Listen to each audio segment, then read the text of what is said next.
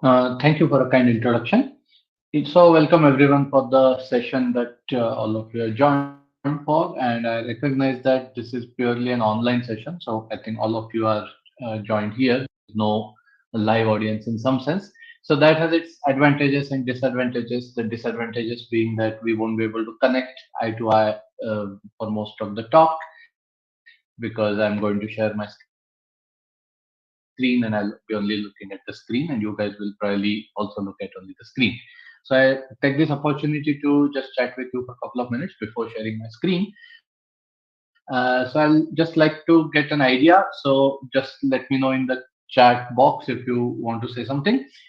So I recognize that most of you are math and are most of you math teachers. So I just want to get an idea of what kind of expertise you have in terms of teaching experience and so on.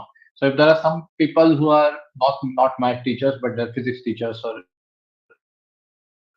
some engineering subject teachers, you can say in the chat. So I'll get a perspective of that. 1 minute, you keep on.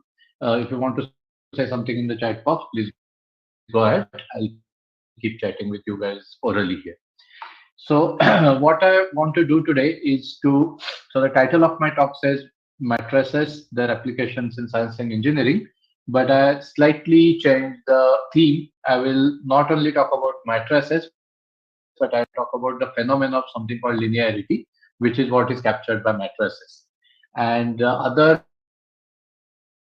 reason, I saw that there were some 2 or 3 talks which talk about various aspects of applications of linear algebra and matrices, singular value decomposition or eigenvalues and so on. So I wanted to talk in a slightly different, with a slightly different perspective. So my plan is as follows. So all of you know that all of you have learned some mathematics in your BSc, MSc degree. You learned some mathematics in that, and all of you have good experience of teaching mathematics at college level, let it be engineering or BSc level. So the main way to look at maths from various people, especially outside math, is that mathematics is some sort of toolkit. It has a lot of applications in many sciences, many non-science subjects, humanities subjects, social sciences, and so on.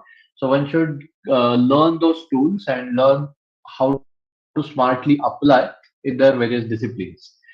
So this is only one facet of the subject called mathematics.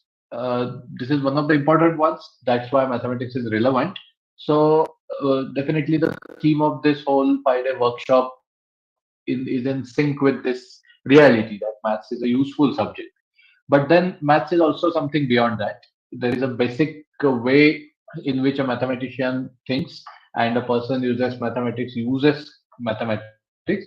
most of the times we just use it as I said, as a toolbox, and we ignore how the tools are built, how the mathematical theory is built.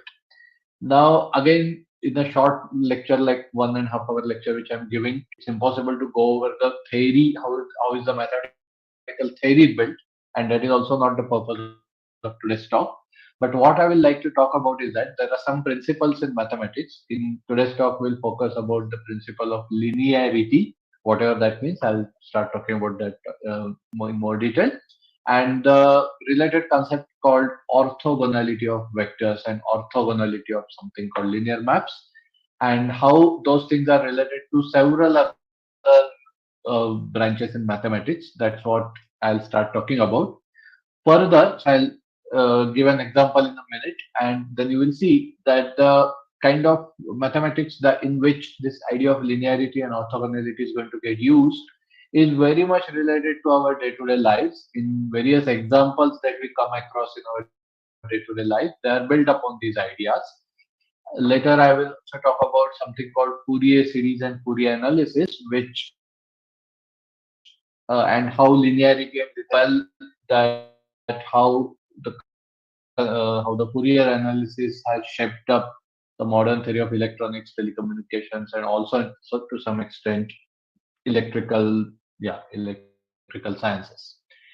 So my theme is more like that. I'm not directly going to talk about how a particular mathematics tool is getting used in day-to-day life in the science subject, but it will be a more indirect use where we'll build upon something, some theory, some.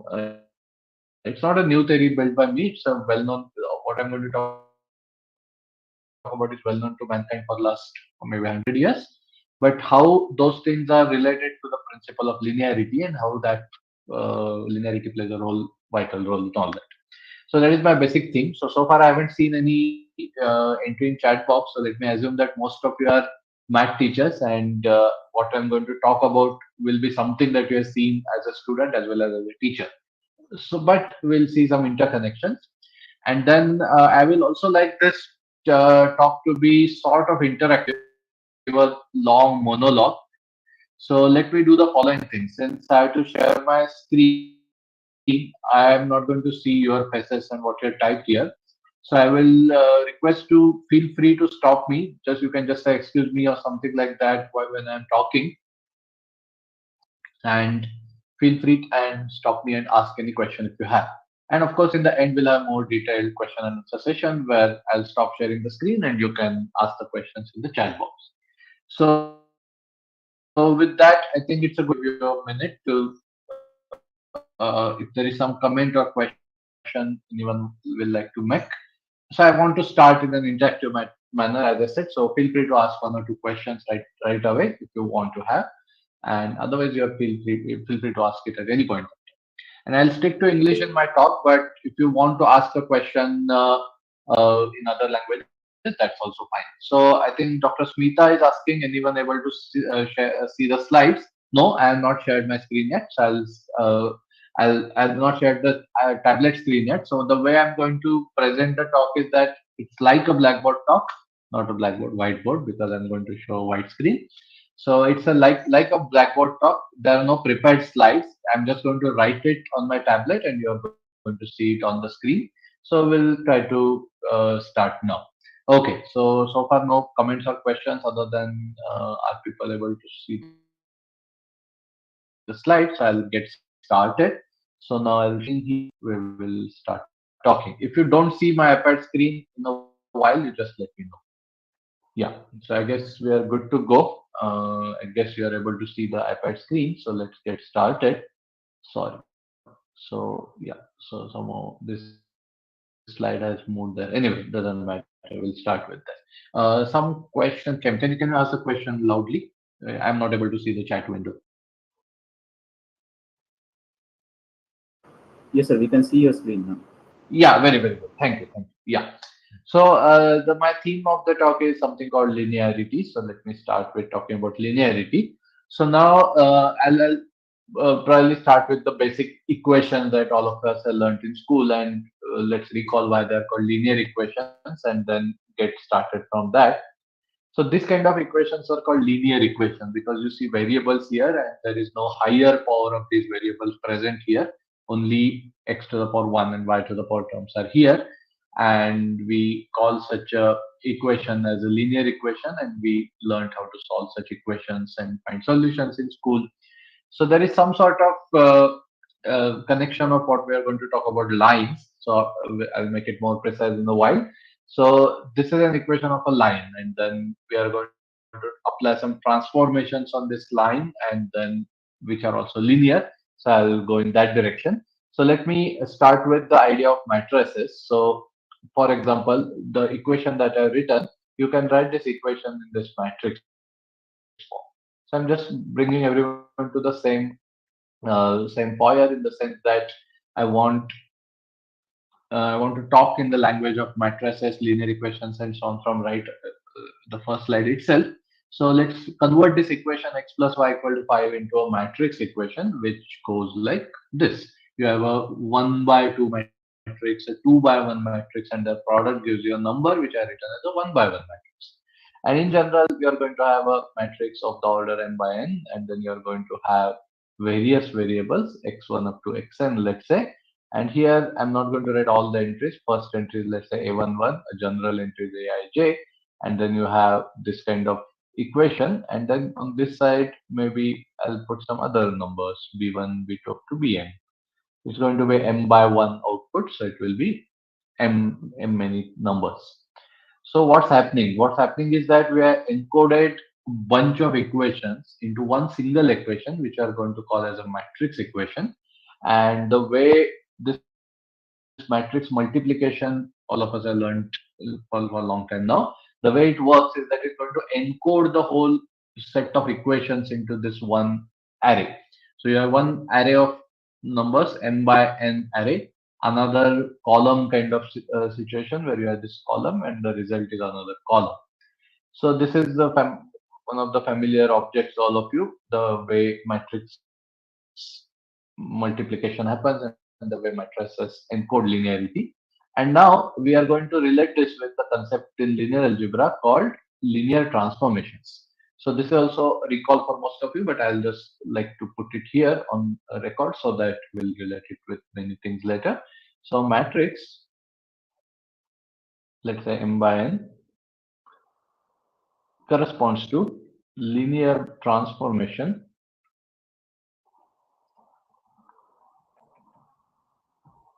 of the space called Rn to Rm. So all of you know n-dimensional spaces and m-dimensional spaces. So we are looking at all n tuples written in this way. Yeah, maybe I'll use A's and B's.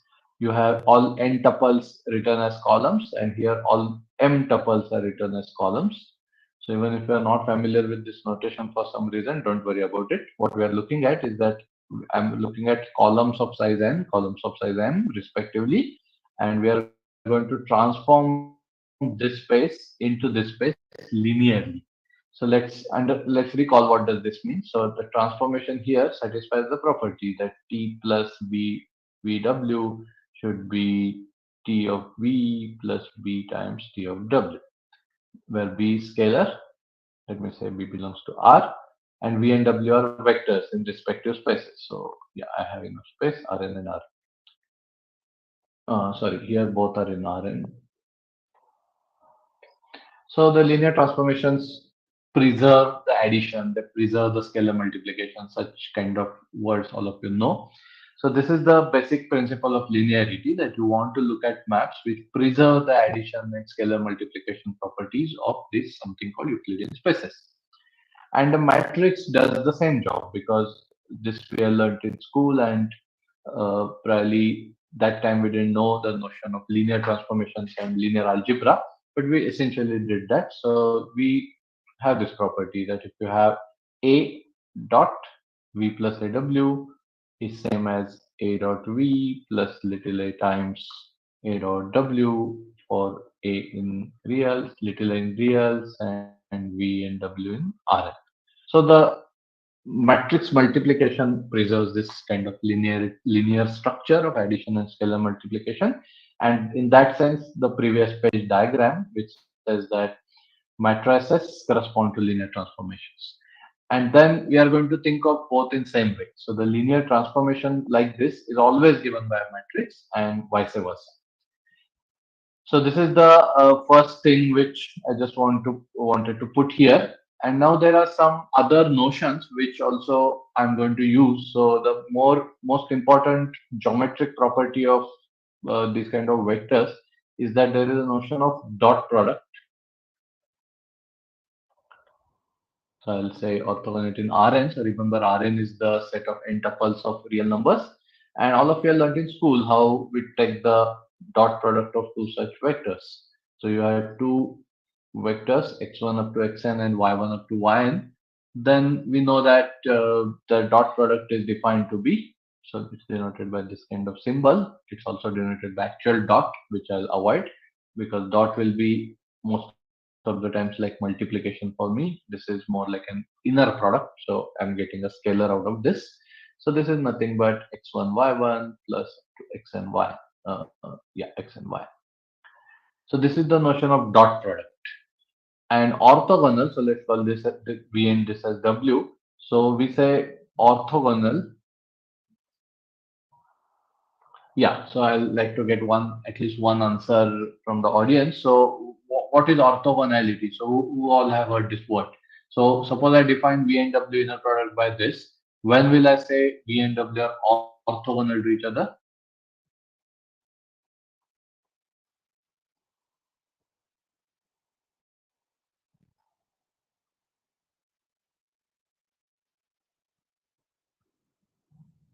No, nobody has heard this word. When the product is zero. Very good. So when the dot product is zero, we say that the vectors are orthogonal. Very good. So this is the notion that we are going to use. And then there is a related notion called orthogonal projection, which is also something which is going to play, it's going to occur again and again in my talk today. It's one of the important concepts. So let me also talk about that. So now let's just keep this idea of orthogonality in mind. And now there's a notion of orthogonal projection. Okay, so now I guess my video is on, so I'm just going to do some hand waving first and then write something here. Now just stare at my image if you're seeing it. So you take our three-dimensional space and take a point which is like the fingertip that of my finger that you're seeing here. Suppose the coordinates of these points are 1, 2, 3, for example. Now there is a notion of projecting this 1, 2, 3 onto the, let's say, horizontal plane, which is xy, which means you are somehow forgetting the z coordinates. You see, you drop a perpendicular from this point to the xy plane. So what you are going to get is the point 1, 2, 0. Yeah, so we are literally dropping an object which is at 1, 2, 3 vertically. It will fall at the xy plane. What will be the coordinates of that point? That will fall in the same line, vertical line. So its z coordinate will change, other coordinates won't change. So it will give you 1, 2, 0. This idea is exactly what is called orthogonal projection. So let me just write what does this mean. So you have a vector v and it goes to, so suppose P is my transformation, so it goes to PV. So it has the property that, so now let me take an example which I just said orally. So 1, 2, 3 goes to 1, 2, 0. Okay. So now this kind of transformation, so this happens with every xyz, it goes to xy0. So 1, 2, 3 will go to 1, 2, 0. What is the property of this 1, 2, 0? If you look at the difference between V and PV, so V is 1, 2, 3, PV is 1, 2, 0. The difference is exactly 0, 0, 3 because the first two coordinates are same. And the difference is going to be orthogonal to PV.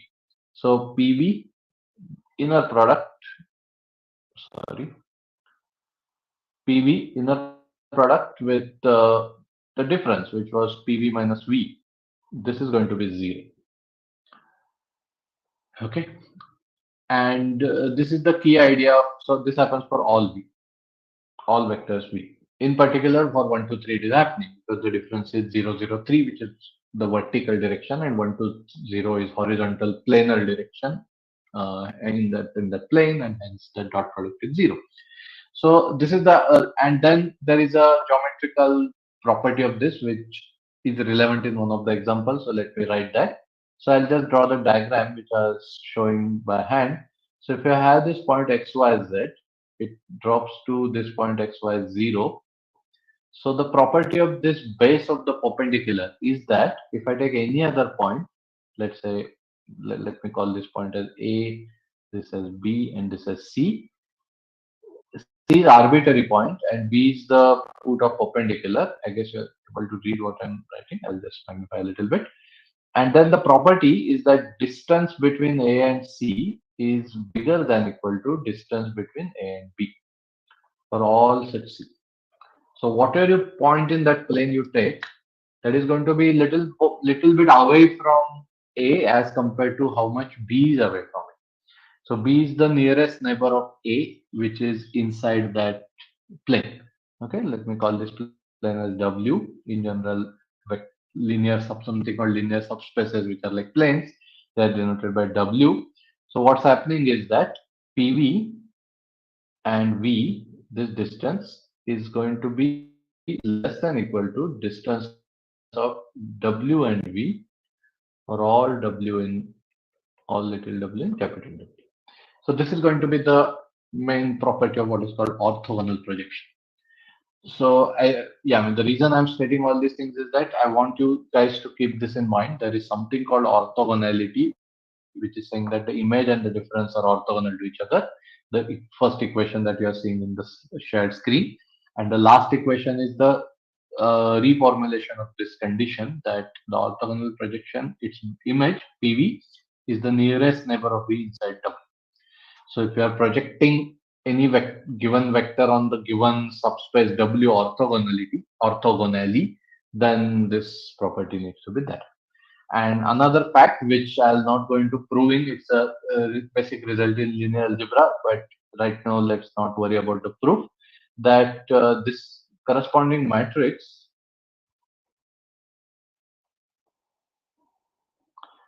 So I said sometime back, no, we are interested in linear transformations, and every linear transformation can be thought of as a matrix. So corresponding matrix A satisfies, well, like to put it on a different screen as two conditions.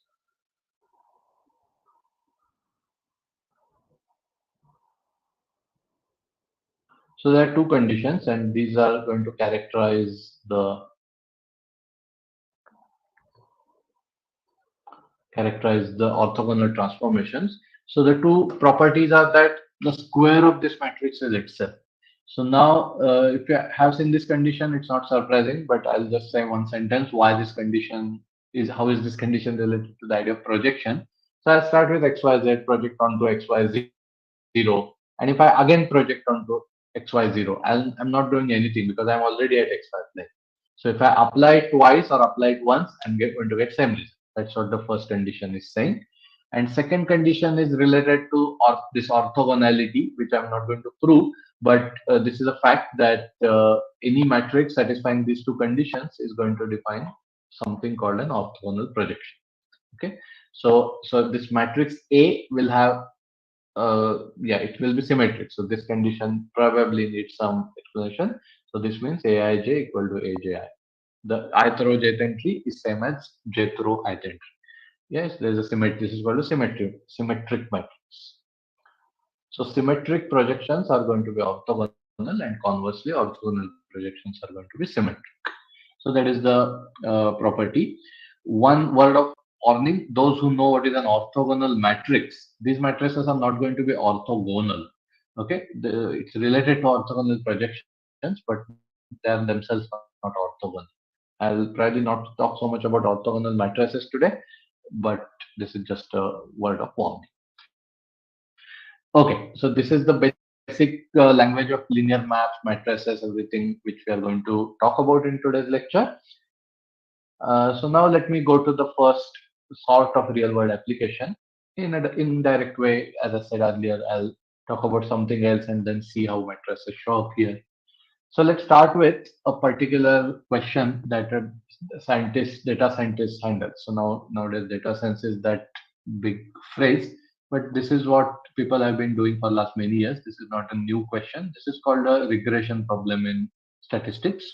So the situation is like this. So let me just take an example. I'll not take numbers directly, but you can imagine how the numbers are going to look like.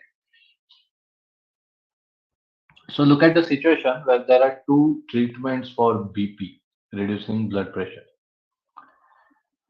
And now the following data you have, that you take 10 patients, you apply the first treatment on them and see how much effect on blood pressure that treatment one has.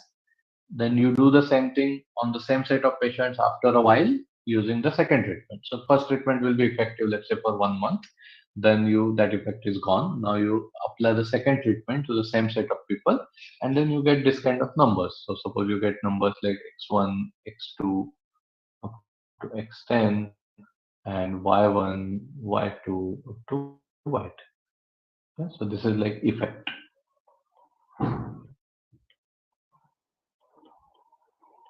Okay, so I'm not going to write all the things, so I'll say some things orally again. So these are the 10 values of the blood pressure, change in blood pressure measured for 10 patients on which T1 was applied.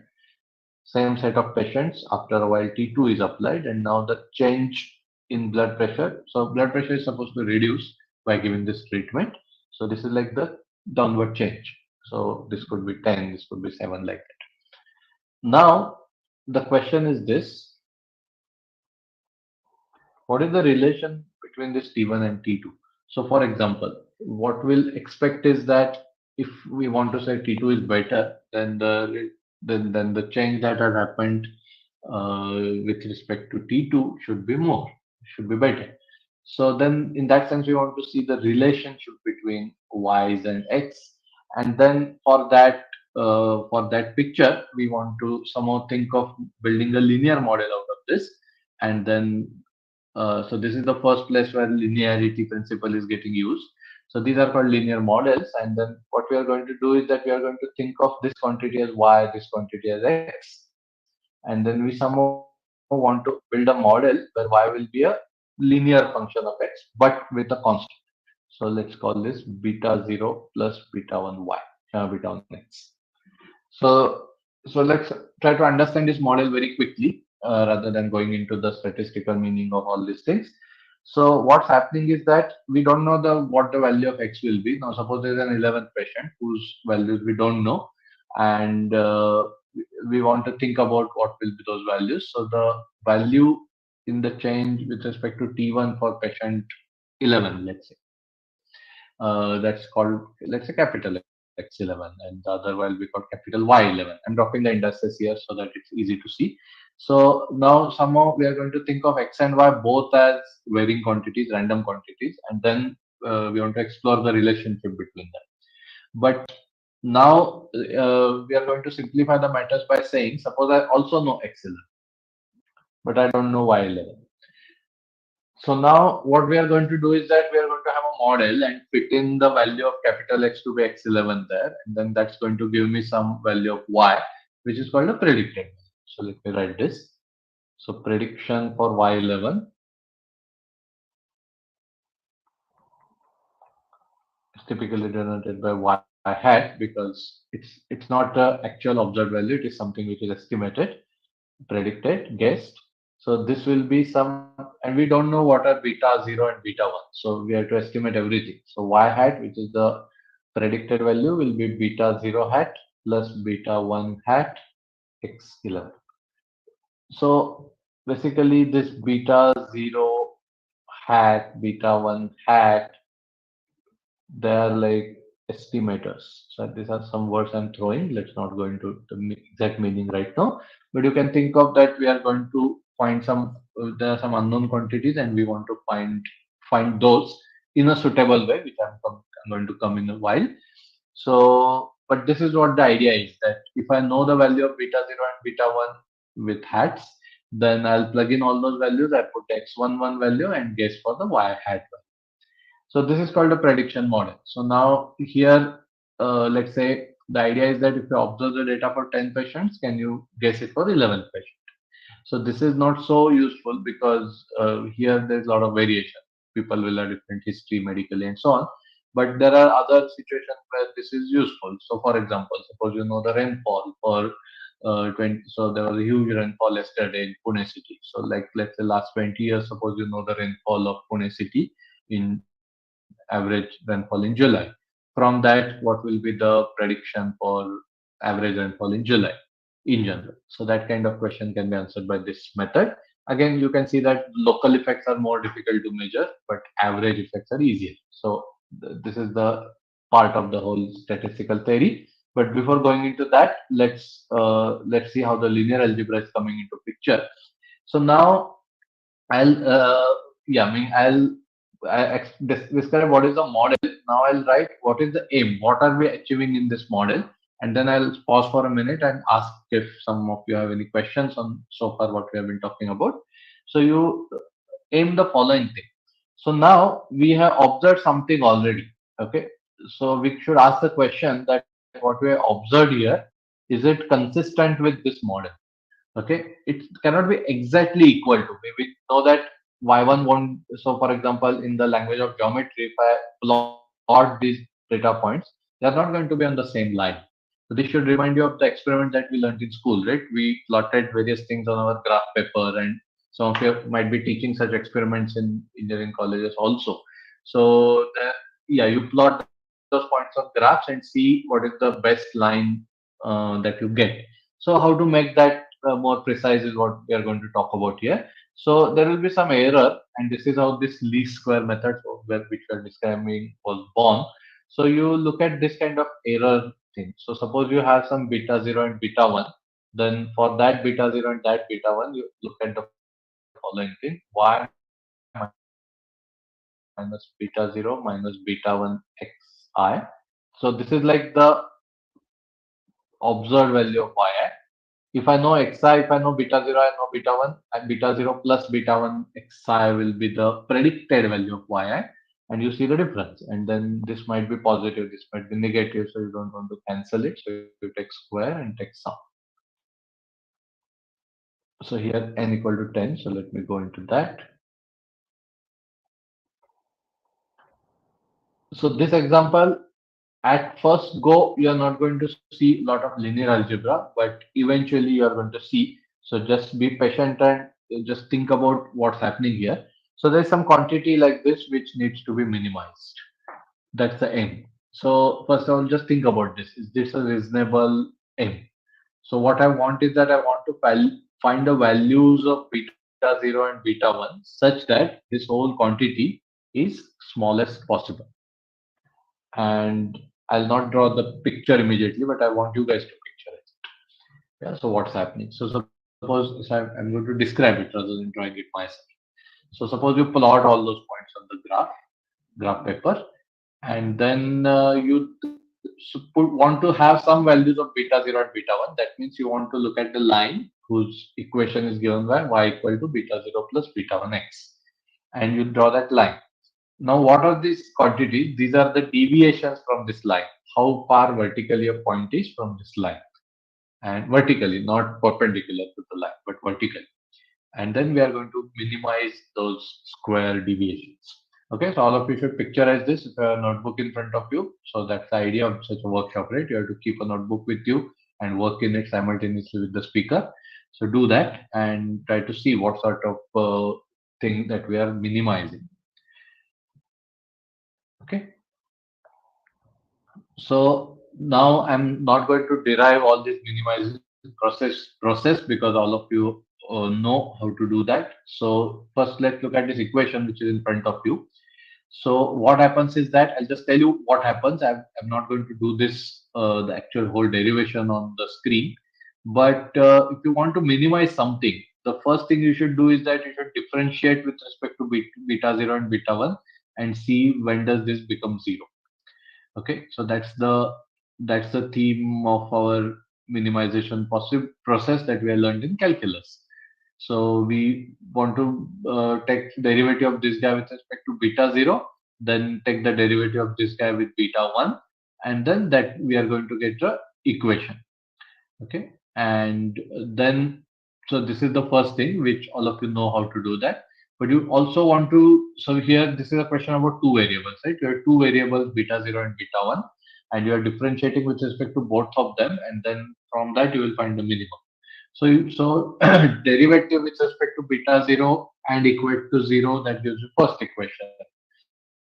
Derivative with respect to beta 1 and equate to 0 gives you the second equation.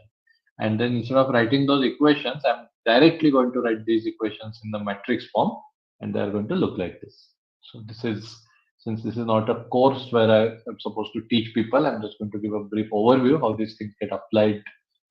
Yeah, how the certain mathematical tool is getting applied in other branch of mathematics. Let me just be brief here. So del by del theta 1 equal to 0, del by del theta 2 equal to 0, give the two equation which I'm going to just write in the matrix.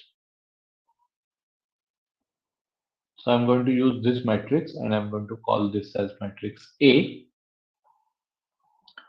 Then if I do this correctly, I'm just going to get the following equation. I'm going to get the transpose of A, then into A,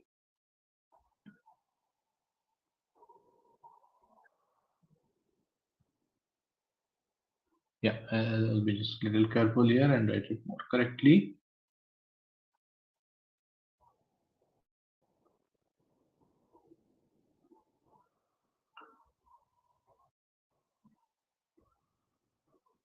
So you can ask me why I'm doing so much of fuss just by for solving two equations, but I'm going to generalize this to a general situation, as you can imagine, where the only way to handle it is through matrices. You cannot do it just by inspection. Here it's two variables, so you can just by inspection solve it, but in general it's not possible.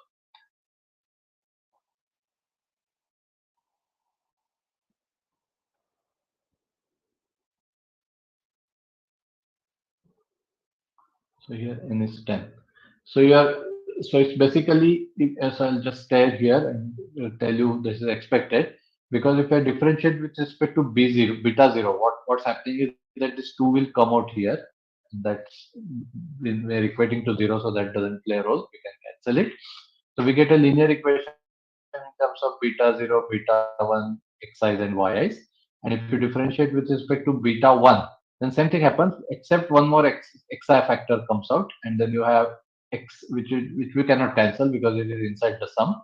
So summation xi times the remaining part, that is equal to zero. So all that translates into this kind of equation. So you have some matrix A, and all this complicated looking thing happens. And then just to cut the story short, I'll tell you how is this related to the notion of orthogonality that we looked at before. So what happens is that for that I'll just go to the general situation. So you can play the same game, and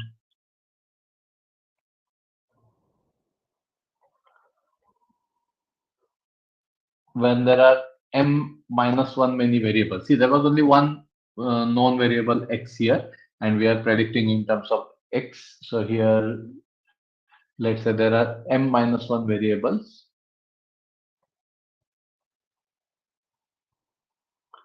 So let's say known variables in the sense that we know their values, and then in terms of those known values, we are going to estimate the other variable. So let's write the same equation. So we get an equation transpose A into this vector beta. So now beta will have beta 0 up to, yeah, maybe I'll use beta 1. No, I'll use beta 0. Beta 0 up to beta n minus 1. And you get this to be equal to transpose A into the vector y. So y will also have similarly what are n many observed values. Okay, so you're going to get such a equation, and then just to cut the story short, I'll just tell you what happens. I'll just write the summary of what kind of equation is this. So these are facts which you can verify. And if you learn some statistics, statistical regression analysis, this is what people learn there. So summary is that this transpose A times A is symmetric, has inverse, and hence A, yeah, let me call this matrix as B. So A, B, A transpose is a projection. Okay, and let's call this P, and then you get the following equation. So you have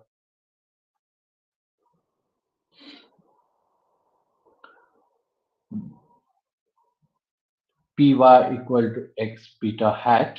So for example, not x, A beta hat is what you get.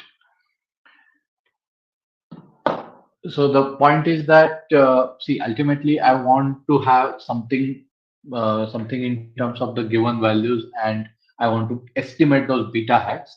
So what happens here is that these beta hats are estimated by solving the linear equation, and that linear equation takes the form which I written there in the end. And the point I want to say is that the way those beta hats are calculated, so if you look at the equation, I want beta hat to satisfy this thing. Sorry, somebody has a question? Yeah, I won't be able to see the chat, so you have to just ask the question if you have. Yeah, just say excuse me and ask me a question. So the point I want to raise is that want to say is that this P is nothing but some sort of orthogonal projection from the given observed values to the to the to the matrix A or the columns of this matrix A that we are looked at, and in that term you can predict this beta hat. Now, if you write down the actual expression for beta hat in the case which we were looking at, the two variable case, you will probably not see why is it an orthogonal projection. But if you write in a general situation, it will be more easier to see. Okay, so this is the first kind of place where orthogonal projections play a good role, and that's why I just wanted to talk briefly about it. So now again, let me, I'll just stop sharing for the screen for a minute, and there are some questions we can quickly ask before I move to the next subtopic, so to say. Yeah, to summarize, what happened is that we are given using matrices and linearity, one can model our given observed data into a statistical model, and one can use the property of the underlying linear maps and matrices to predict unknowns.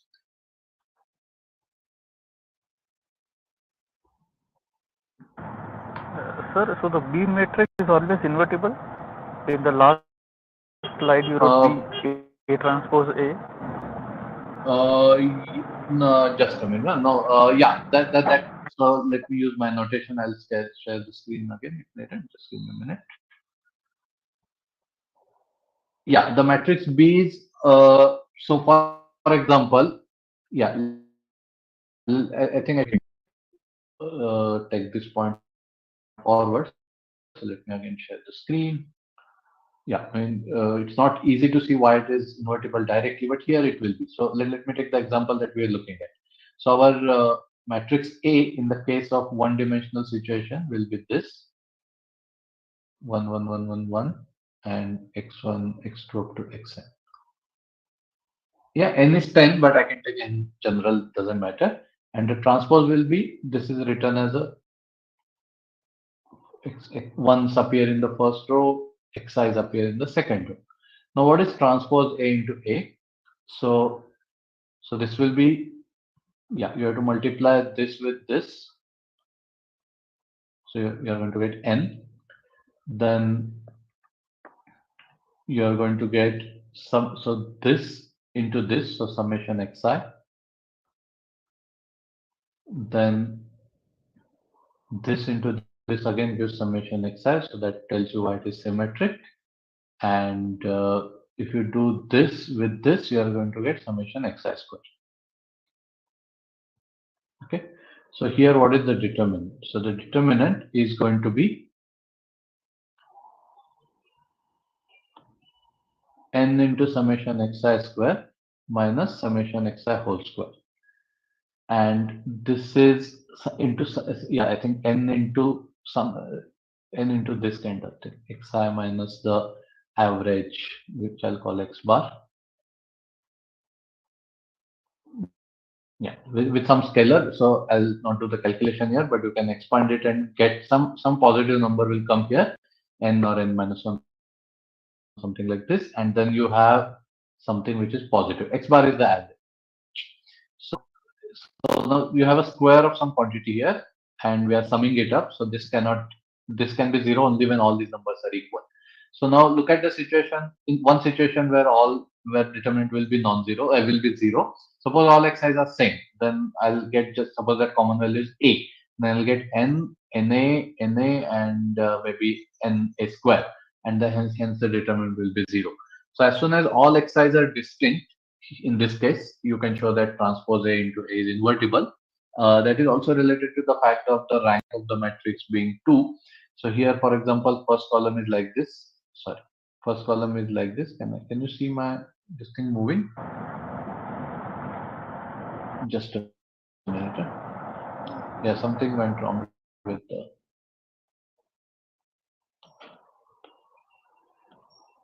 Are you able to see the screen still? No, there was some issue with screen sharing. I'll share it. I'll share it. Sorry.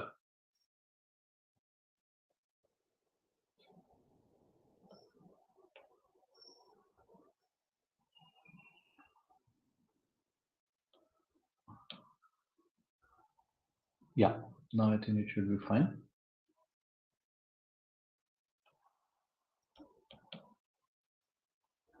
So let me look at the situation. No, there's some issue with my. Just give me a minute. My iPad, the stylus is creating some issue.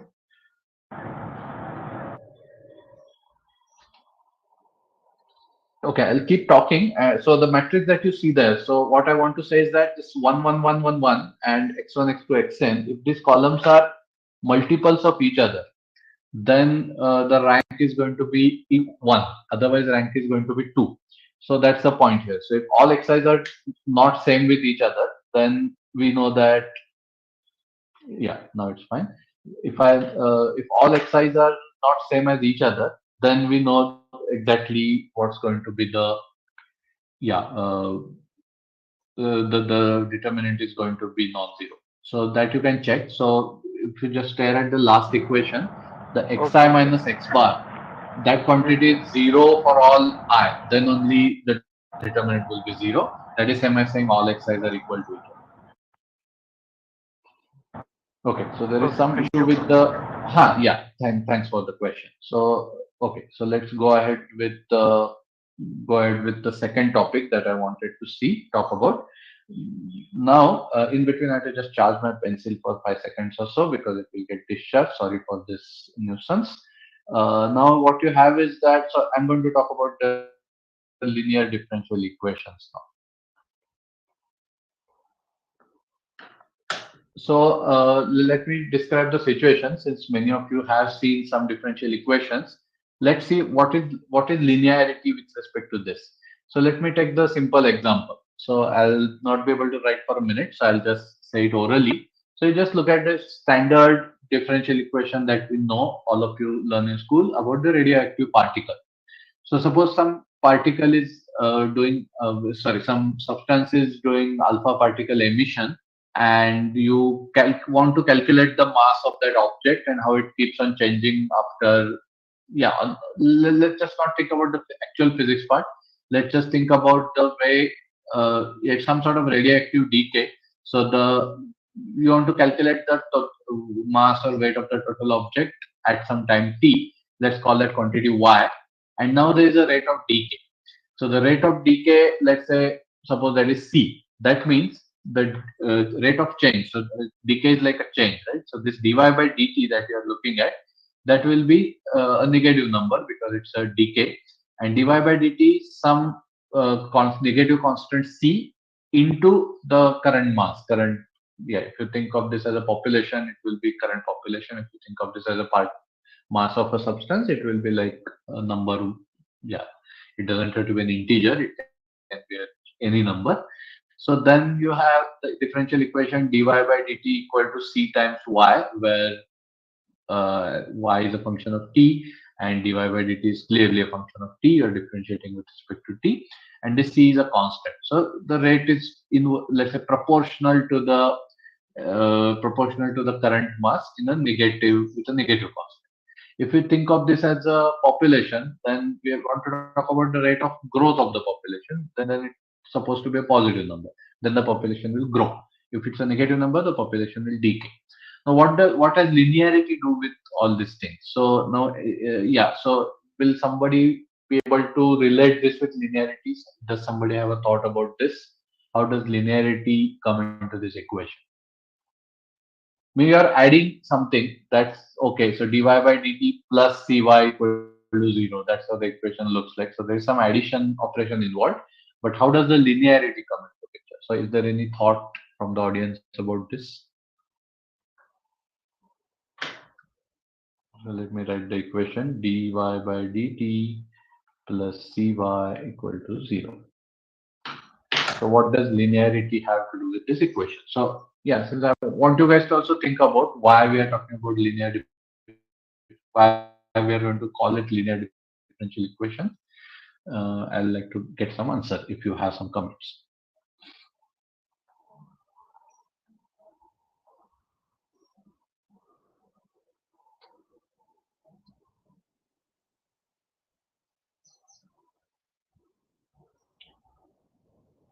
So let me give you a hint. Suppose y1 is a solution of this equation. Yeah, no, I will be able to write this.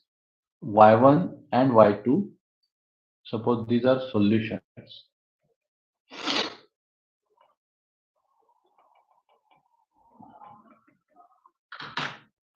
Suppose that happens, then is there a way to construct more solutions out of these two? Can you think of doing that?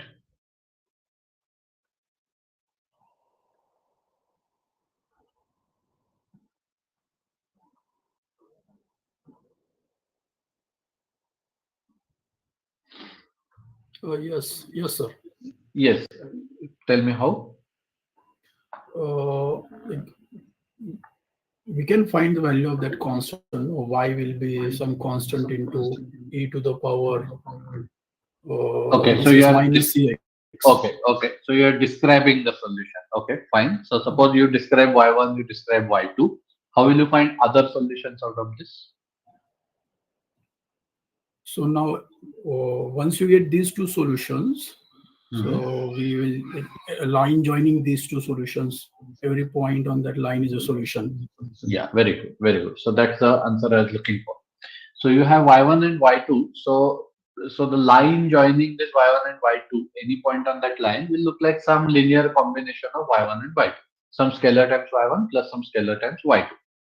If you take the first scalar to be 1, you will, and other scalar to be 0, you are at y1. If you take the other scalar to be 1, first to be 0, you are at y2. So, and every other point will be on that line joining y1 and y2. Line in what space? We'll come to that in a minute. But what the point of his answer was that any linear combination of y1 and y2 will also give you a solution. So that tells us that the space of solutions to this equation is something called a vector space. You can add them, you can take scalar multiplication and take any linear combination. So this is the property of the solution space to this equation. So this is how you think of this as a linear differential equation. Now you can think about some more complicated. Yeah, by the way, so the person who just answered me. So you think yourself, why do you think linear combination of y1 and y2 is also a solution? Everyone think about this. So he said it, but we didn't discuss why. But you can check that for this particular equation, it's the case that any linear combination of two solutions is another solution. But that's not the case always. So now you should think a little bit. You have seen probably more differential equations than I have seen. So you try to think of real life situations or engineering situations or whatever you want to think about it. Try to come up with some equations where this property is not there. That not every yeah, I mean, if you have y1 and y2 as solution, then the linear combination is not a solution prior. Can you think of this situation? So that's a good exercise to think about. So we are talking about linearity. So you should also know that not everything is linear in life. Nonlinear dynamics is a very active branch of research where many applications are there. So yeah, so the nonlinearity is more difficult, but in linear situations, the linear differential equations are modeled with this property that the solution space is a vector space. And now we are going to talk about one order two differential equation, which again many of you have seen. So this is called the differential equation for the simple harmonic motion. So I'll just write this as second derivative into plus b into some constant b into the first derivative and times the cy equal to 0. So this kind of equation I'm going to write. Again, easy exercise. Here also you can show that it's a linear differential equation, but it's not all. It's order 2 because we are talking about second derivatives also. Now let's go back to the first slide where I said that any linear equation you can convert that into a matrix equation and so on. So here we will see how the principle of linearity, principle of writing matrices for linear maps, how does that show up and how does it help in generalizing this to nth order differential equation and how the solutions look like. So very briefly we'll see it. So here, I'll just stick to the order 2 case because that's easier, and then it directly generalizes. So all of you have seen some methods of solving these differential equations. You construct a polynomial, find its roots, and do that.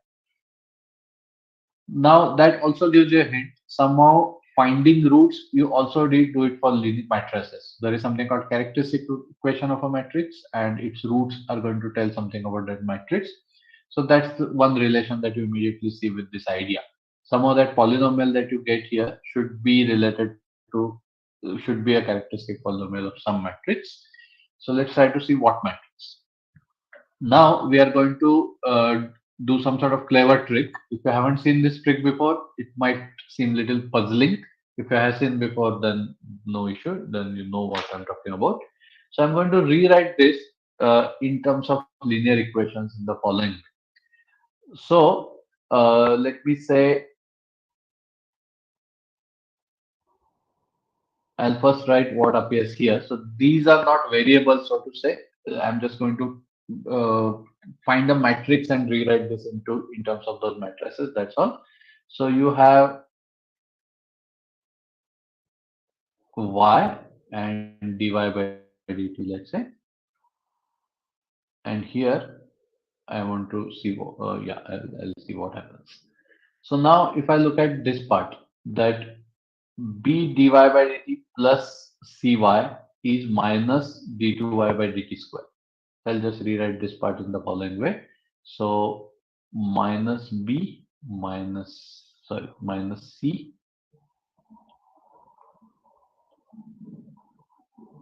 then minus b is going to give me d2y by dt square.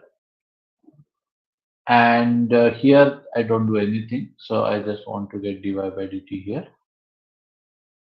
So I will just say 0, 1. Okay, now stare at this very strange looking matrix equation where there's a matrix like 0, 1, minus c, minus b, and then you have y dy by dt and dy by dt d2y by dt square. Yeah, so you can object that they are not numbers, y dy by dt and so on. So how does this make sense? So it doesn't make sense as numbers, it makes sense as an equation of involving one matrix. And I'm just writing y dy by dt as one vertical array, dy by dt d2y by dt square is another vertical array, and they're related by this matrix. Now let's call this matrix A. And now I'm going to think of the relationship between this and this. So suppose this is called x of t, capital X of t. What will be this? So stare at the two things. This is like an array. If I differentiate this, I get this. If I differentiate this, I get this. So this is like dx by dt. Okay, so now we are going to talk about, so all of you know some vector calculus, I presume. So this is like a vector function, vector field, and we are talking about its derivative with respect to t. That will be another vector field. So you have one vector field called xt, other vector field called dx by dt, and they are related to each other by a matrix. So this is how matrices get involved in linear equations. And now you can, yeah, we'll see how the solutions are related to the solutions of the original equation. But before that, you can imagine how to do it in the general situation. Suppose there were n minus 1 up to first derivative and then the function itself. So you have order n equation linear, then you will get this kind of y dy by dt, d2y, and so on up to dn minus y and their derivatives. So you'll get an n by n matrix into a vector field is the derivative of that vector field. So to write this succinctly, I will get this equation ax equal to, I'll say x prime, which is like derivative. So what's happening? A is a matrix, and what we are saying is that multiplying the vector field by the matrix on the left is same as taking its derivative. So that's the differential equation for we are in. So original equation becomes a matrix differential equation. And now I want to go to the description given by one of you of a solution of that dy by dt equal to ct equation. So now I want you to pretend that this is like a scalar field and this is like a scalar field and this was a number.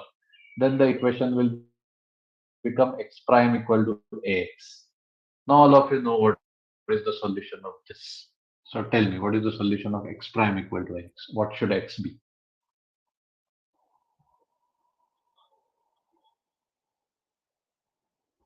Little x is a scalar valued function. A is a number and little x prime means its derivative. So which function has this property that its derivative is a times that function itself? One of you gave that answer orally using exponential and all. So this x is going to look like e power at into some let's say c0, and if you put t equal to 0 I get c0 equal to x of 0. So I can write the solution as xt equal to the initial condition x0 into e power at for all t. T is thought of as time, so let me just take t to be positive, bigger than equal to 0, but it also has solution in the negative time, which we'll not worry about right now. So the moral of the story is that the solution of one dimensional differential equation, that all of you, this kind of equation that we learn in school, I mean, maybe in college, 11, 12, that gives you a motivation how to solve this matrix differential equation also. So now this capital X prime equal to AX is your original matrix equation. In the case where that matrix is of order 1 by 1, we know how to find the solution. Now pretend that you do the same thing. Then I somehow want to make sense of the solution as e power some matrix times t. So that's the new thing that I wanted to talk about. It's again one of the very useful concept. So we want something like this: t going to some constant. So that constant will be really a vector. So it will come on the other side. So it will be e to the power ta v0, and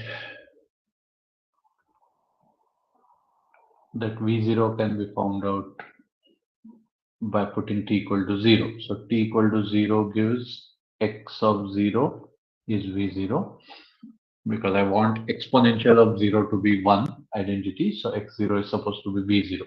Yeah, so this will be exactly, this guy will be just exactly what is the initial condition. So I want this kind of thing to be a solution. So now comes the question. So now this is something that I want you guys to think about. So I'll not unshare the screen. I'll keep the screen as it is. So the question is that how to make sense of this e power t. Yeah. So all of you think about it. How do you make sense of the exponential function? Tell me. What do you understand by an exponential function?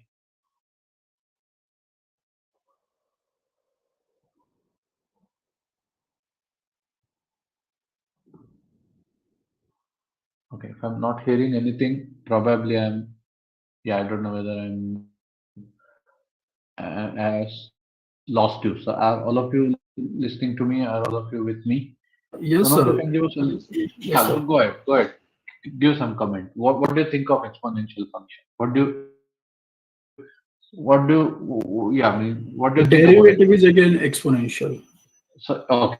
So this is one interpretation of exponential function. Let me de-share for a minute. What else? What else you can think about the differential? Sorry, exponential function. What are the meaning you want to give to exponential function? So let me just explain the question a little bit. All of you know what is 2 raised to 3. You multiply 2 with itself for 3 many times, and what number you get is called 2 power 3. Now here we are talking about e to the power t, right? Where t is not an integer. If t was an integer, I'll get into e for those many times. It's a number.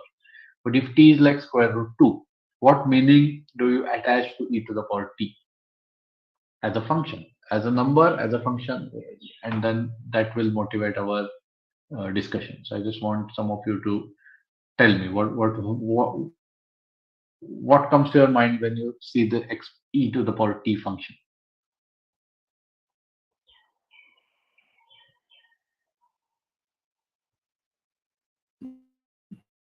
Polynomial expansion.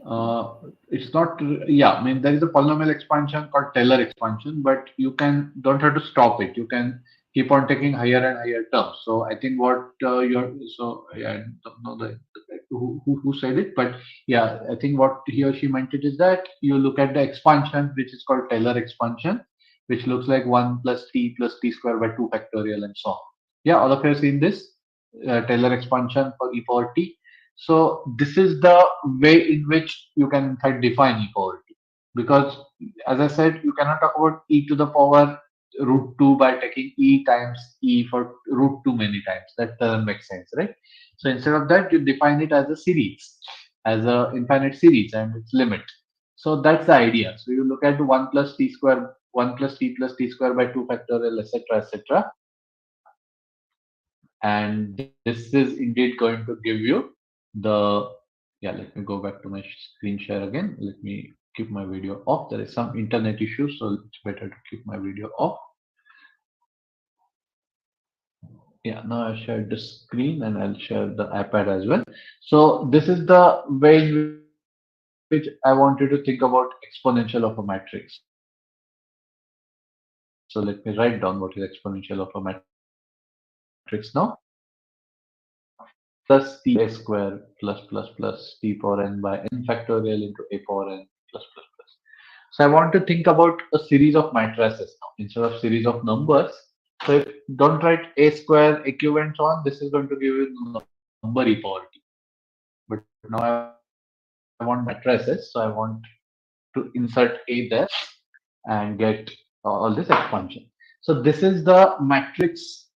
This is a certain matrix called exponential of a matrix, and that's going to play a role of the exponential function in our case.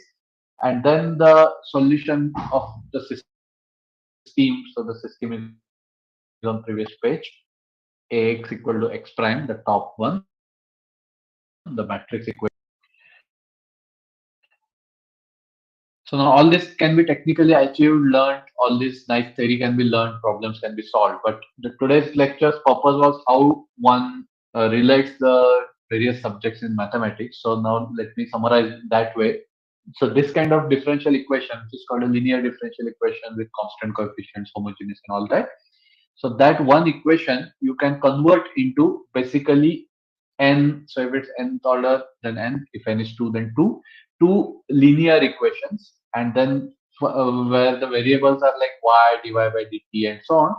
And then you convert that into a system of linear equations and convert that into a matrix linear equation. And then using the matrix exponential and related ideas, one relates the solutions. Now, this has the following advantages, which we haven't talked about yet. So, for example, now imagine the situation that you have a very high order differential equation, order 6 or 7. Then the best thing you can do is that you can calculate the roots of its characteristic or characteristic equation or the auxiliary polynomial numerically, get the solution. It involves coefficients and so on. Finding such solution directly is also not easy. So both these cases get little more simplified when you write it in the matrix form like this. Because for matrices, again, you have to solve the characteristic equation, but you can simplify the matrix reasonably by converting it into simple form. So you have seen singular value decomposition already, I guess, in one of the talks. So you can, in general, do something called Jordan decomposition and so on, and then convert this matrix into a simpler form, and hence your original system can be reformulated into an equivalent system and solved it easily. So I'll not go into the dynamical aspects of this theory right now. The last question and answers, if somebody has questions, I can again come to that. All right. So now let me take a short 1 minute break. I'll just have some. While you guys think about this, if there are some questions about what we talked so far, feel free to ask me. Now I'm going to change the track and talk about the third aspect of linearity in something called Fourier analysis, which is a slightly different topic than what we've been talking so far.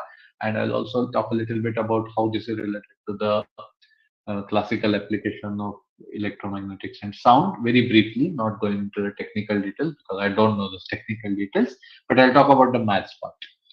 All right, so let me take a 1 minute break and then I'll be back.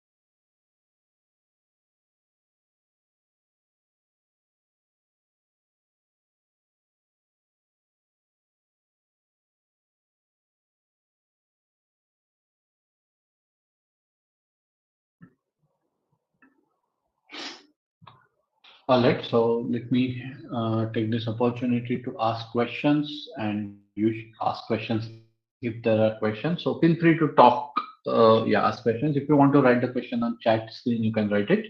I'll wait for a minute and then go back to sharing the screen so that I'll be able to show something on my app.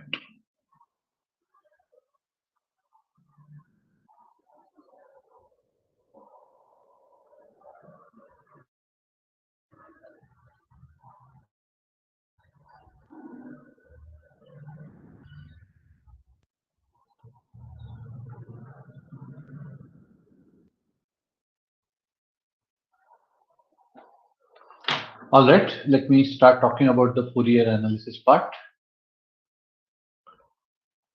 So I'll mostly talk about the idea of what is Fourier series and how it is related to what we have been talking so far. So let's start talking. So there is something called Fourier transform, which again some of you might have seen, but I don't think I'll have time to go into the more technical aspects of that because it will need more mathematics. So let's talk about the one easier part, which is slightly easier part, which is called Fourier series. Now imagine that there is some signal being transmitted and which is done periodically. So some announcement is being made and which repeats after let's say 5 minutes every time, and then you plot the graph of that sound wave which is generated. So if it's a loud sound, so suppose it is loud like this, then it will show a peak. If it is soft, then it will it will give a less value in the graph, and it will keep on happening. Now suppose you calculate it appropriately, it will be like a periodic wave. So let me just try to imitate what I did just now. When I spoke little loudly, it will go like this, and it will come down, and it will be like that, and then maybe again I talk loudly a little bit, and then it will be like this, and so on. So suppose this is my announcement which I made, and it will keep on repeating. I'm not going to draw the same thing again, but you can imagine that at time t equal to 0 we are here, at t equal to let's say 5 and here, and then it will keep on repeating. So the same pattern will keep on repeating and so on. So after every 5 minutes it will repeat. So such a thing is called a periodic function. Now we are going to talk about functions which are on the whole real line, not only the positive part. So let me draw our familiar number line. So this is my number line. This is my 0. And then for this talk, I'm going to take 2 pi as my period for some reason that you will see shortly. So all of you know what is 2 pi. 2 pi is the circumference of the circle, unit circle of radius 1. So it's like, so time 2 pi has passed. That means you have traced the circle nt or clock, doesn't matter, once fully and come back to the original position. That is interpreted as the time has passed from 0 to 2 pi angle. Okay, you can think of this t as some sort of angle, and then that angle traces to 2 pi, which is 360 degree. Then you come back to the original position. So this is how the 2 pi periodicity is perceived. Now, coming back to my previous discussion, so suppose you have a signal which is a function of time, and then let me just draw a picture like this. Suppose my signal is like this, and then it's going to just repeat like this, and here, yeah, whatever it is. So repeats after 2 pi. So mathematically, this means if the signal is, let's say, I'll use f for this kind of signal. So f of t plus 2 pi is equal to f of t for all t. So let me say periodic signal. And then practically, most of the nice applications that we have, such a signal is also supposed to be continuous. We don't want to break into that. So suddenly, so for example, it's a sound wave.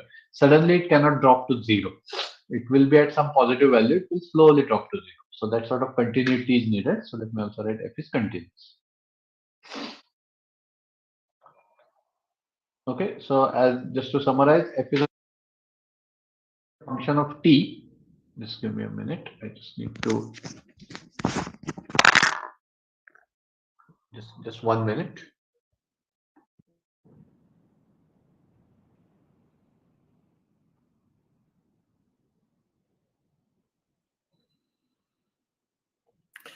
Yeah. Hello, am I audible? Yes, sir, Yes, sir. you're audible. Yeah, thank you. Yeah, thank you. So you have a signal which is like, yeah, and we are talking about sound waves, and then yeah, suddenly I became my signal was not continuous. Suddenly I became unaudible because of some issue. At least from my side, there was some issue. Anyway, so you have this continuous sound kind of signal which is periodic.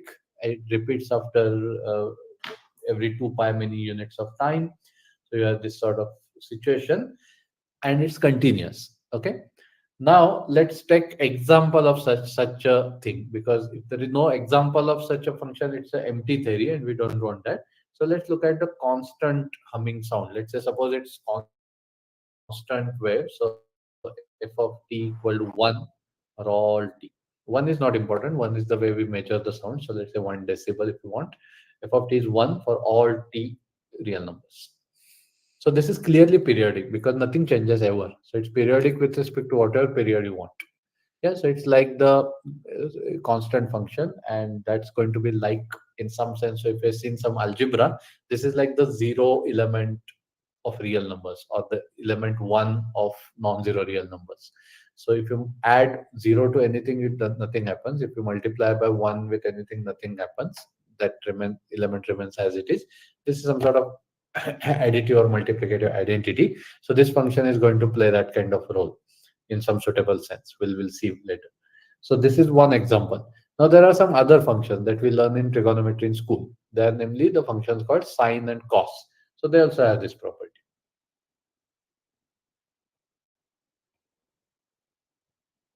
Yeah, I'll call it F1t, F2t. Yeah, maybe not F2, but let's call them G1 and G2. I'll reserve Fn for something else later. That's why. So G2 of t with cos t.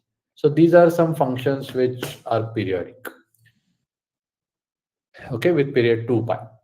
Now, again, a question from my side. Can you think of some other functions which are also periodic with period 2 pi, which are not listed here?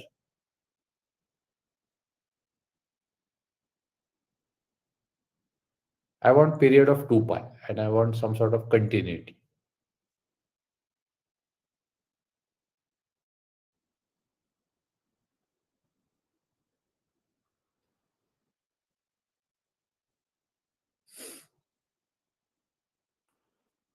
So since we're talking about continuity, let me also explain why we are looking at that. I'll give an example of a non-continuous periodic thing. You start at 0, then go on increasing your volume till you reach 2 pi linearly. So the volume will grow linearly. So the graph will look like this, increasing. And then suddenly at 2 pi, you stop, you mute yourself. Then again, you go back to 0. Then again, you start increasing. So this is discontinuous because you're suddenly dropping to 0. So we are avoiding that. Okay, so sine t and cos t are certainly continuous. Anything? Excuse me, sir. Yes, Triangle-like signal. correct. Very good. Triangle-like signal. So triangle-like signal, it's continuous, but so now all of you picture is triangle-like signal, meaning the graph will have triangles like this. Now there is a top point, right, at which somehow the shape is like this, like a tip of a triangle. So if you're seeing differentiability, such a signal is non-differentiable. That's fine for us. We don't care about differentiability for this purpose, but it's still continuous. It doesn't suddenly drop or increase. Okay, good. So that's another example. And then it's periodic because you're defined like that. It goes like this, drops to 0 when you reach 2 pi, again goes up and goes down. Good. So that you won't be able to write as in terms of sine and cos immediately, but it is some valid signal. So let me just call it with some name, h of t equal to triangular. I'll just draw the picture. I think that is easy. There's some sort of yeah, it doesn't look periodic to because of my bad drawing, but you can think of like this, and then it repeats. Okay. So that is, as I said, not differentiable, not smooth, but it's still continuous signal. Good. Any other example?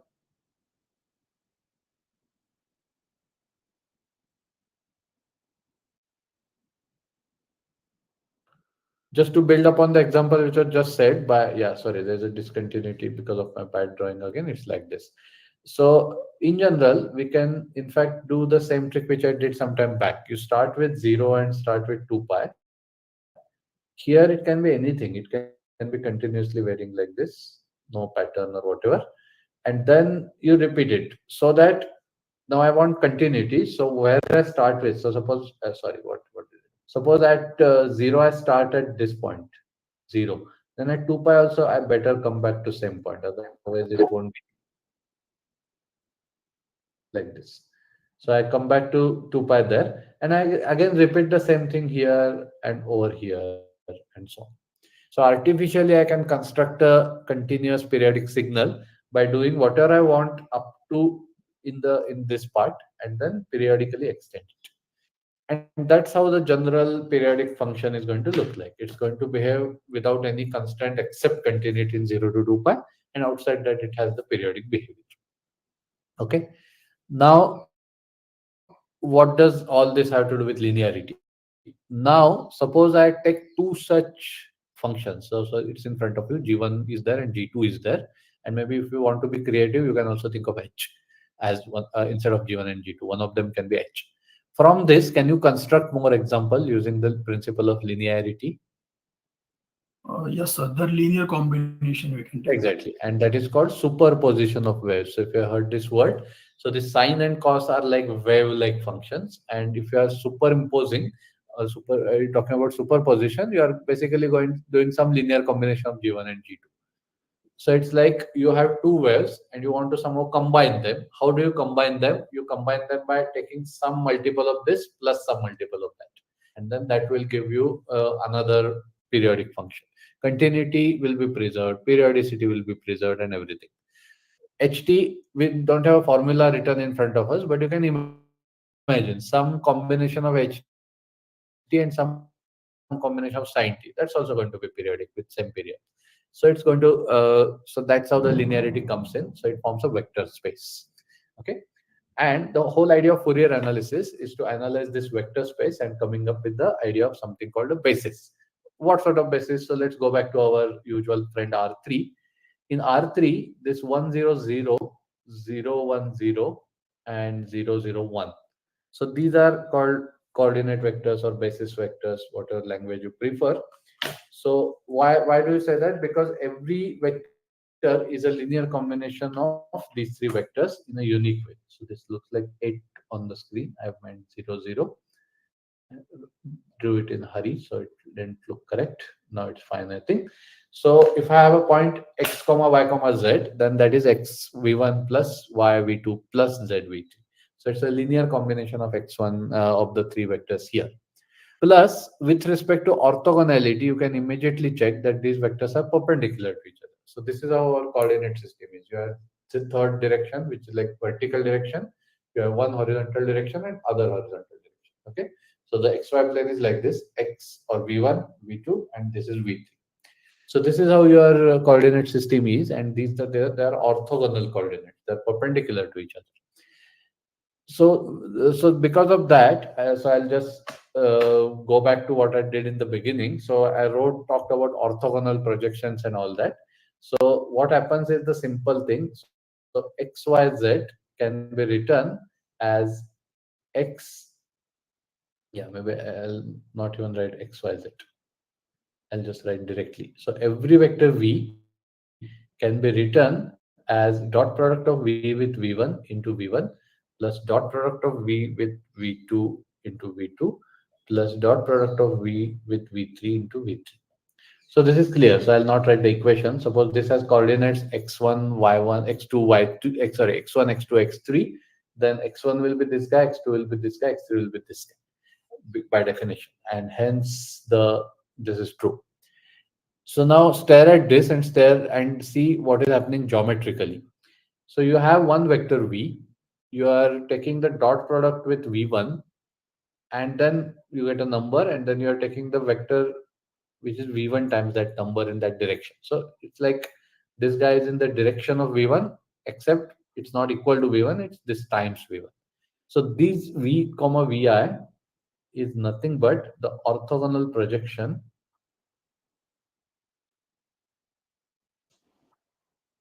of v on line containing v1, which we call axis.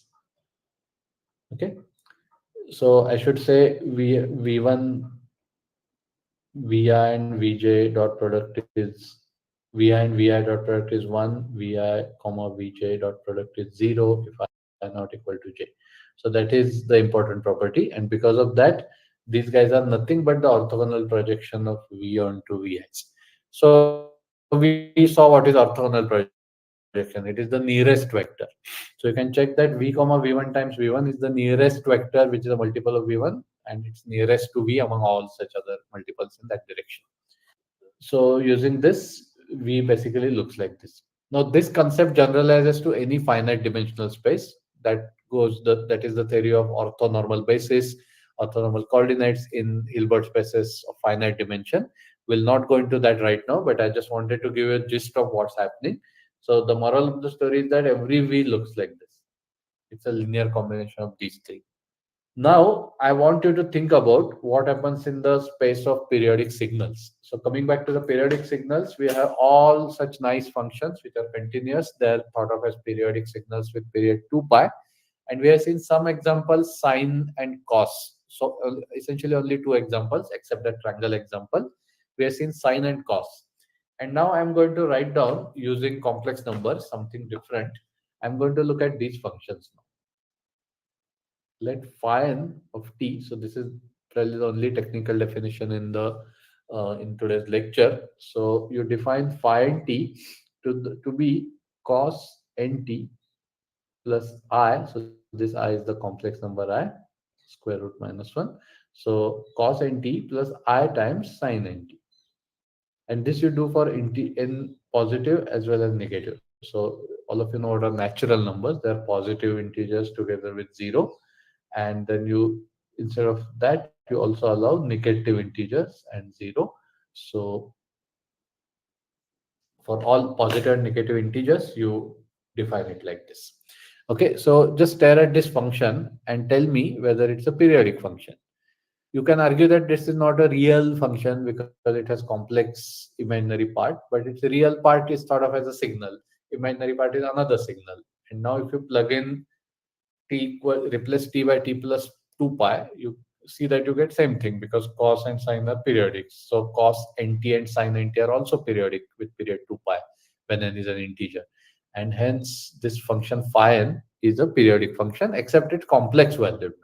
So this is the place where complex numbers play a good important role, because we are going to see some solutions of differential equations, and also some functions which are naturally taken to be complex valued, and hence they work better. So you look at phi and t to be like this. Okay. Remember, its real part is cos nt, imaginary part is sin nt. Moreover, something that we learned in school, cos nt is an even function and sin nt is an odd function. Okay. So if you change n to minus n, cos nt doesn't change, but sin nt changes with its sign. So you get the complex conjugate there. So it covers the whole picture of all such things. So now I'm not going to prove anything, but these are the facts that I like to share here. So first fact is that you can define the notion of dot product for such periodic functions, and that uses the idea of integral calculus. So you define the dot product of f and g to be fx into gx bar dx by 2 pi. 2 pi because the length of interval is 2 pi. So for two functions which are periodic that define 2 pi periodic signals, you can take their product f and g. Now that itself may not be periodic, doesn't matter. It take its integral. Okay, and then that integral is going to give you a number which is going to behave like a dot product. So I'll not go into what you have to check and all that, but just think of how do you define dot product of two vectors. You look at x1 y1 plus x2 y2 up to xn yn, which is some sort of integral you are taking. You are taking a finite sum of product of ith coordinate of first vector and ith coordinate of second vector. So here functions are like taking coordinates, and integral is going to replace the sum. So that's a very brief one line summary of what's happening. So this defines a dot product. It's called inner product in technical jargon. And then phi n. So this is one easy exercise which you should be able to do quickly here without any help. You can just stare at it and get it. So let's see what is this guy. So now I'm also not going to write it. I'll just let you stare at the definition of phi n, and from that it should follow. So you don't need any complicated formula. Just stare at your phi n t. What is phi n t? You just need the Euler formula kind of thing, where this is called e power int. Yeah, this is the polar form of complex number. So you have phi n t to be e power int, and phi m bar will be e power minus imt, because cosine nt will take the minus sign when you take bar conjugate. So the integrand is going to be e power int into e power minus imt, which is e power I into n minus mt dt. And you know how to integrate exponential function from long time now. So the correct scalar will come out. If n minus m is non-zero, it will come out as in the denominator. But it's a periodic function. So at both endpoints, it will take same value. So the integral will be 0. So that's why this is going to be 0 if n is not equal to m. And if n is equal to m, it's just e power int into e power minus int. That product is 1. And then we are integrating with respect to 1 by 2 pi. So it's going to be 1 if n is equal to m.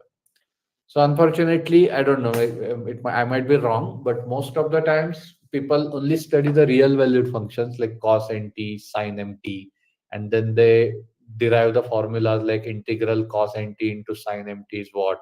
You can do it by integral by parts and other methods and get the same formulas. But one can easily do them by converting that into exponential function, use the exponential function integral property or differential property, and get it in one very quick argument. So what's happening is that these functions are like orthogonal to each other. And now the key point of this whole Fourier theory is that, yeah, so now I'm almost at the end. So let me just write what is the key point here. The key point is that every function can be written as. So I'm going to write something, not explain the technical details. I'll just give you what's happening. What does this equality means? This is going to be summation f comma phi n times phi n, where n goes from minus infinity to plus infinity. So just think of this geometrically. You have some sort of orthogonal system like v1, v2, v3 was there in R3. Then every vector is v comma v1 into v1 plus v comma v2 into v2 plus v comma v3 into v3. We are just mimicking that, except the sum has become an infinite sum. And the equality means something using metric spaces analysis and so that. So I'm not going to I'm going to not going into that theory, but I'll just tell you what does this equality mean. So the right hand side is thought of as an infinite series. If you take the finite partial sum and vary that number of summands to infinity, then you'll get the limit. That's the idea. But what do you mean by taking a limit here? Because for that you need the notion of distance. And here again the Euclidean distance generalizes. The distance between v and w is the inner product of v minus w with itself, a square root. Like that, you can define the distance, and with that you have this. So what's the story? So just to again connect with the idea of linearity, the space of such functions is a vector space. These phi-n's, which are called trigonometric polynomials, we wrote them as e power I int, no? So it's like e power it to the power n, and where n could be integer, and e power it is like a variable. So in that sense, they're polynomials and with negative coefficients also, negative exponents also, and they are going to be like orthogonal system in space of all periodic functions, continuous periodic functions, and then every function can be expanded using this. And this is called a Fourier inversion formula. So let me connect it with the Fourier series now. So this is called a Fourier coefficient, the number that you see here. So if you write down, it will be integral fx e power minus int dt by 2 pi. Let me make everything as integral with respect to t. And this whole expression is called Fourier inversion or Fourier series. So you get the series on the right hand side whose coefficients are the Fourier coefficients, and the functions are these e power int functions, which are the some sort of, I'll use the word basis, some sort of nice basis of this space of signals. And they have some other properties which I'll very briefly say after this, but there's chosen to be some special guys. And then every function has a series expansion like this. So how do you interpret this? If you take finitely many such functions, sine nt, cos nt, and so on, you can easily see that they there'll be a finite Fourier series on the other side. Only those frequencies are captured. But if you take a general f, which has only period 2 pi, nothing smaller frequencies, then that f itself can be written as a linear combination of those frequencies, but it's not a finite linear combination, it's a series. That's what the meaning of this Fourier series expansion is. The precise meaning in terms of distances I'll not go into today, but if somebody has a doubt, I'll explain that more. One last comment is that these phi themselves are related to the differential equation. So I'll probably end with that comment, that you have phi n t to be e power int. And then what is the second derivative of this phi n? So now you know how to calculate second derivative. You just have e power something into t, so that something will come out once and it will come once more. So it's in into in, so which is minus n square. So second derivative of phi n with respect to t will be in square, which is minus n square, into same phi n back, right? Because I'll get just e power int. So this is called eigenvalue problem. So because what's happening is that you are applying some linear function which is called second derivative, and you are getting a multiple of the original function. So such a phenomenon is called eigenvalue phenomena or characteristic value phenomena. So this minus n square is the eigenvalue of this phi n with respect to what we did on the left hand side. It's called a second derivative operator, which generalizes to something called Laplace operator. And what's happening here is that we are getting Laplace eigenfunctions, and using that theory, one can develop the Fourier analysis. The other approach is completely algebraic, which I'll not go into because it needs some group theory and other things. But if somebody has a question, I'll be happy to answer that. So you can think of this e power int as very nice functions which have many interesting properties. One property that we just saw is their eigenfunctions with respect to Laplace operator, and that's how they come into picture, and that's how they fit into this whole Fourier theory. So this is how the whole idea of linear maps, linear vector spaces, orthogonality, all that comes together in mathematics. I just wanted to give you the glimpse in some of the subjects which I know about and I'm passionate about. So that's why I chose these.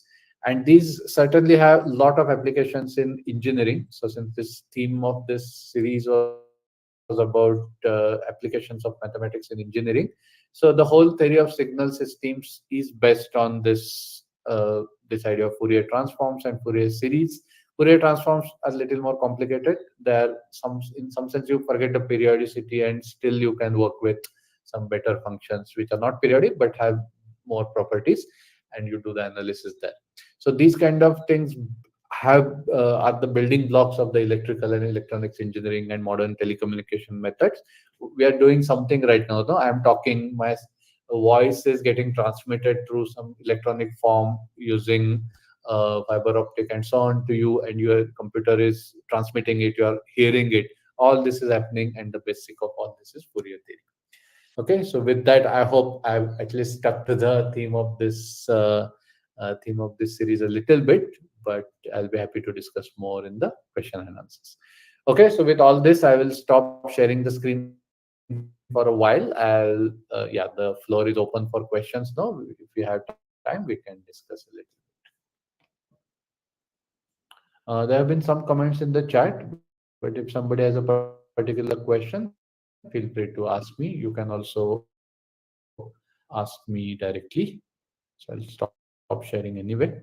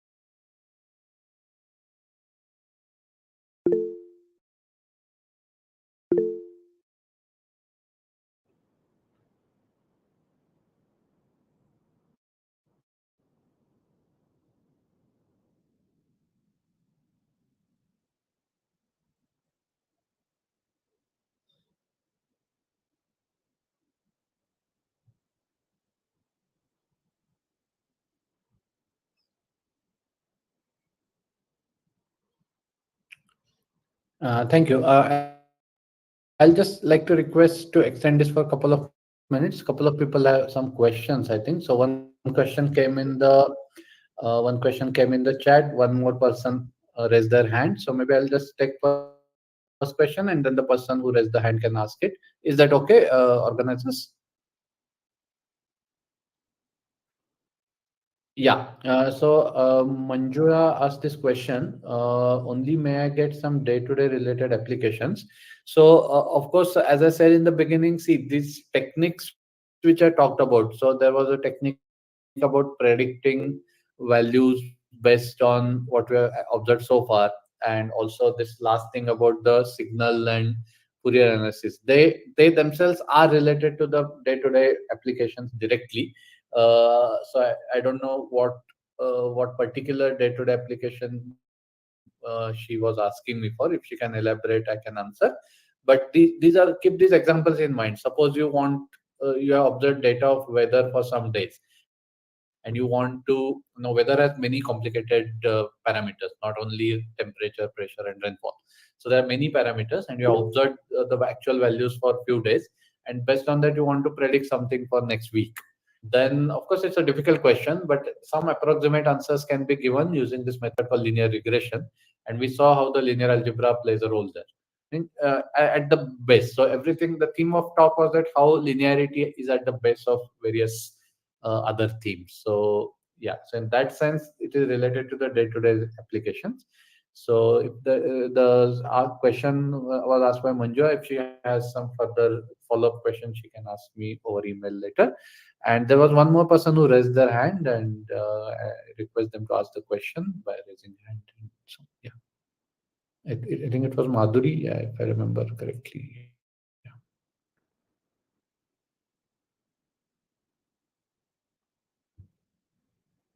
Yeah. Okay, maybe not. Fine. Yeah. So are there any other questions, or we can end the session? What's the plan?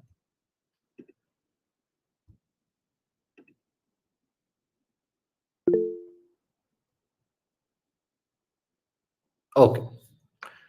Thank you. So there was one more question. So I just request the organizer to share my email ID with them. They can email me and discuss if there are some further comments. Yeah. Thank you. So I'll, yeah, I will leave the session. Thank you. Thank you.